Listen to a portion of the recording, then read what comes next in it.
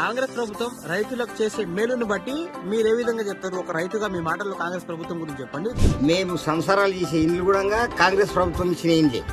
మాకు ఇచ్చిన సీలింగ్ భూములు కూడా కాంగ్రెస్ ప్రభుత్వమే ఇచ్చింది. మాకు చెప్పిన సహాయ సహకారాలు అందించిందంటే కాంగ్రెస్ ప్రభుత్వం. గతకాలం నుంచి కూడా కాంగ్రెస్ ప్రభుత్వమే. ఆ రైతు బంధువులు ఎవడేం బాగుపడలేదు, లాగోలో దానికి పెట్టుకున్నారు. ఎమర్జెన్సీ లక్షల 2 లక్షల రూపాయలు రుణమాఫీ ఇచ్చిందంటే ఏ గనులు చేయలే. 10 సంవత్సరాలు ఇదే పొంకుట చేస్తాం. ఏ గవర్నమెంట్ చేయలే. కాంగ్రెస్ ప్రభుత్వం చేసిన సహాయ సహకారాలు ఇవి. ఇప్పుడు కూడా ప్రతి గింజను కొంటామని వాళ్ళు కొనుగోలు కేంద్రం కింద పెట్టిండ్రు. సన్నోట్లు వేసుకున్నకి 500 రూపాయలు ఒక క్వింటల్ ఏమో బోనస్ చేస్తున్నట్టు రైతులు చెప్పడం సంతోషం.